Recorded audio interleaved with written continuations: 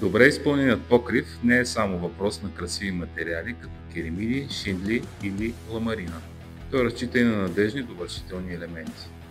Едно от най-добрите решения за чист и завършен вид на стрехата, долната част на покрива, която излиза извън очертанията на къщата, е ПВЦ софитът.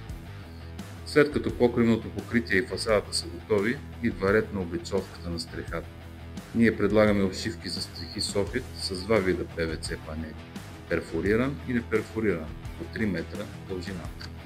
Заради ниското тегло, лесния монтаж, удобната поддръжка и устойчивостта на мухъл и плесени, все повече инвеститори и изпълнители избират софит за този елемент.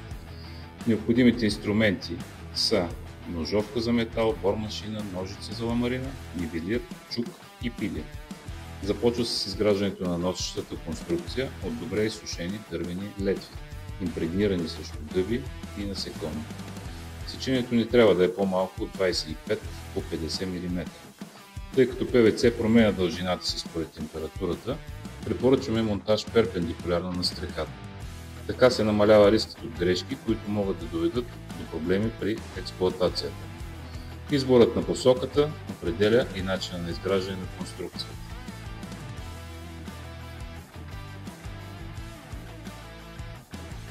Софитът може да се монтира върху летви, закрепени директно към гредите, или под различен ъгъл, ако конструкцията го изисква.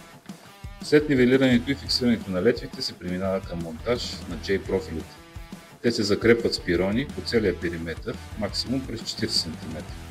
Използват се алуминиеви или защитени от корозия пирони, минимум 20 мм дължина и глава минимум 8 мм. Профилите се свързват с 2 см застъпване, чрез изрязване на задната невидима стена на единия профил и надхлъзване на видимите части. За челната част може да се използва и оформена ламаринена обшивка. След това се пристъпва към рязане на панелите. Монтажът трябва да осигурява свободни температурни движения. Панели до 2 метра се режат с 5 мм по-къси от разстоянието между профилите. Пресечените панели се огъват леко и се поставят в J-профилите.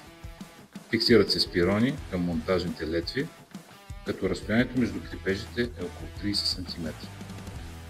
Заради температурните разширения, пироните се забиват винаги в средата на отвора, а не в краищата. Не се забиват до край, а се оставя около 1 мм луфт. Не се допуска забиване директно през панела. Панелите се свързват с щракване един с друг и не се опъват при фиксиране. Софитът трябва да осигурява свободна вентилация на покрива. Ако това не се спази, изолацията може да се увлажни и да се увеличат топлинните загуби. Влагата води до развитие на плесени и повреждане на дървените елементи, затова са нужни вентилационни отвори. Тази функция изпълняват перфорираните панели. Схемата е 2 плътни и 1 перфориран. Монтажът им е идентичен. Ъглите могат да се изпълнят по два начина. Първо, чрез рязане под 45 градуса и свързване с 2 J профила или H профила. И второ, или без рязане под ъгъл, реже се само последният панел по ширина, за да запълни полето. За стабилност последният панел може да се подпре с дървена подложка, фиксирана в J профил. Така монтажът е завършен. Процесът е лесен, а времето кратко. Стрехата става напълно завършена и придава чист и подреден вид на сградата. Софитът осигурява вентилация и предпазва от птици и насекоми. Не се нуждае от почистване и боядисване, особено при трудно достъпни места. Правилно изпълненият монтаж гарантира дългогодишна, безпроблемна експлоатация.